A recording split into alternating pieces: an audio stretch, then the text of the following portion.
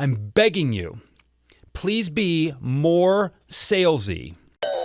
My name's Jeff Bajorek, and my career in sales has been a hell of a ride. And I want to bring you along with me. And if you prefer to sell things at a premium, if you never want to win a deal on price, rethink the way you sell.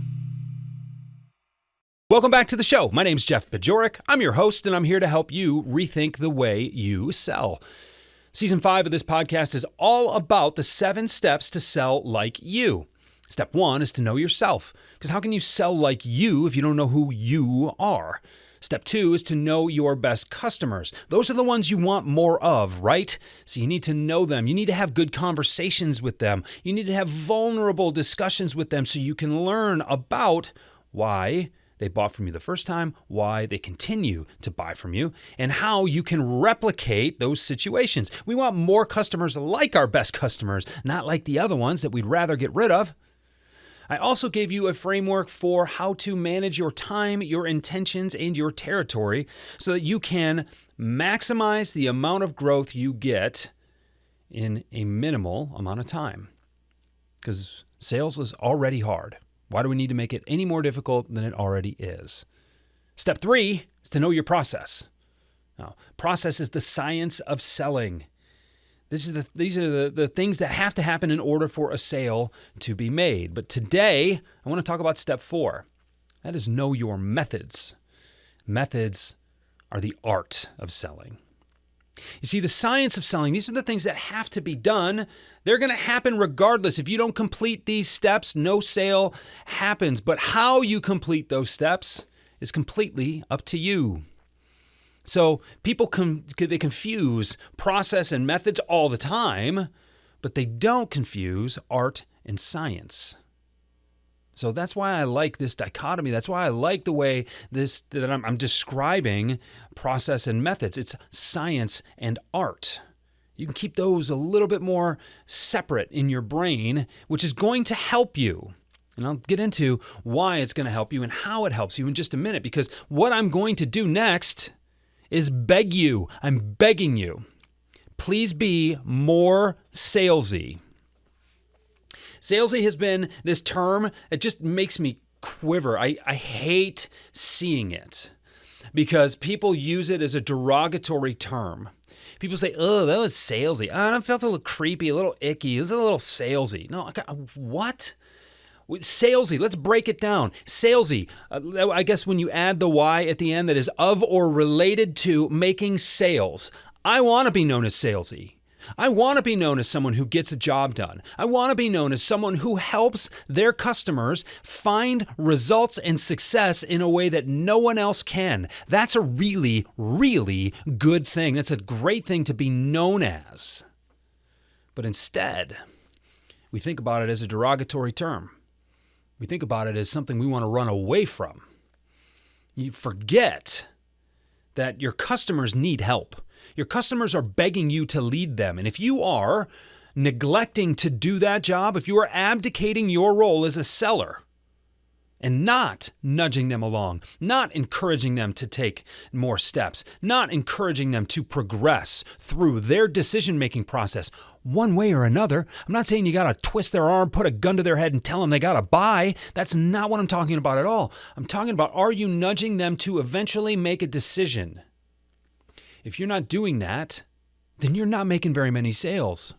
But you're afraid to do that because you don't want to be considered salesy. I want you to think about what it really means. I want you to take ownership of that term, and I want you to consider that if you were a little bit more forthright, if you were a little more forthcoming, if you were a little more direct, if you were a little more proud of what you do for a living, then maybe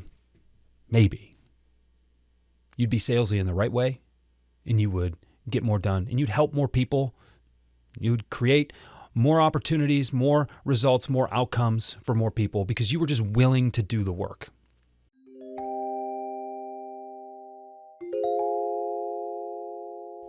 Now I want to step back for a second.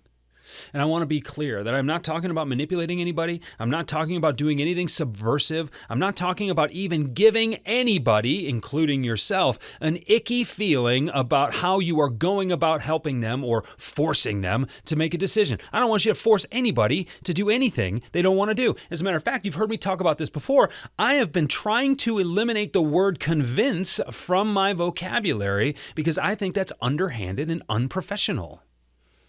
But make no mistake, and particularly in a B2B sales role, you're the one driving the bus.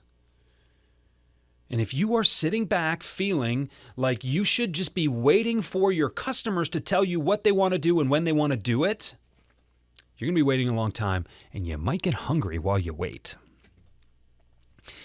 I see this all the time. And actually, this just came up last week. I was reading comments on LinkedIn about a post that a friend of mine had made about subject lines and the first few lines of an email. And, they can tell it's a salesperson right away. It doesn't matter that it's a salesperson. That concept that, don't let them know you're in sales, like that is misinterpreted, and it causes bad behavior all the time. Because the issue isn't that the email's from a salesperson. The issue is that the email provides no value. Picking up the phone when someone calls and being encouraged or just even, thinking about hanging up right away because, that's a salesperson. That's because people in our profession don't typically provide enough value in those first few moments to keep the people on the line or to get them to read further into the email. It's not just because you're a salesperson. It's because you are taking instead of giving.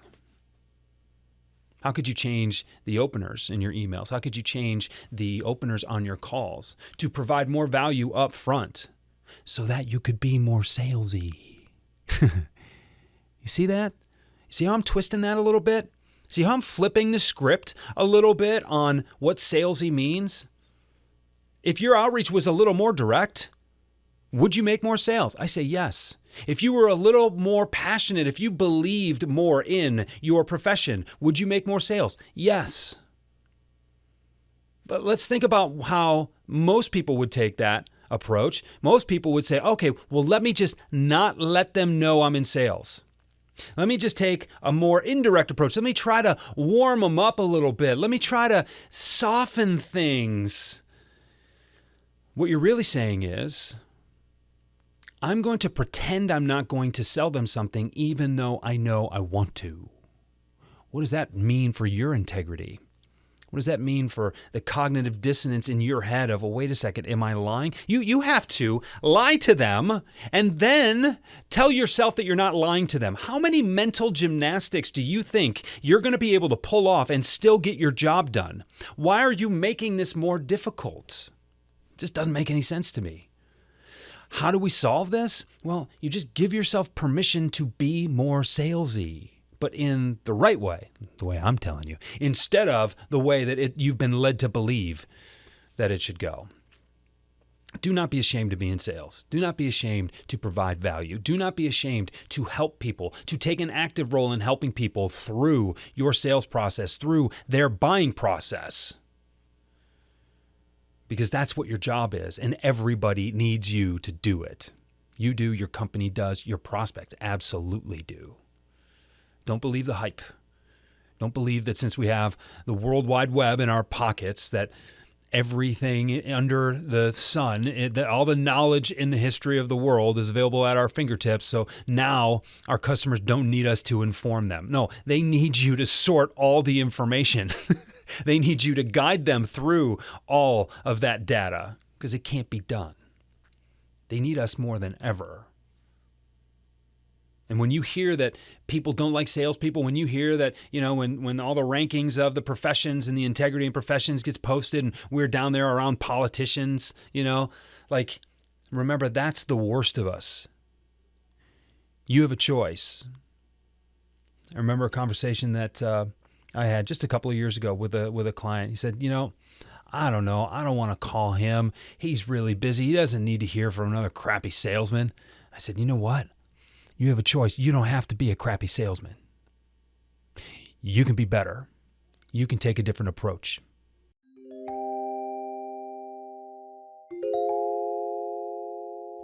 So as I'm prefacing this step, the next handful and then some of episodes, we're going to spend a lot of time on this step. I want to remind you that you can do this any way you want. There are a lot of ways to be effective. Choose to be effective, then choose to be effective in the way that makes you feel good about yourself. Be effective in the way that doesn't require you to lie to yourself about what your true intentions are. Be good in a way that fulfills you, unlike any other way you've ever sold.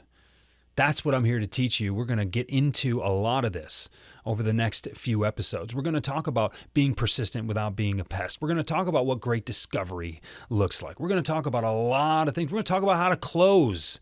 We're going to talk about how to be very firm in asking for action, but doing so in a way that makes you feel good and makes your prospect feel good. The next few weeks are going to be killer.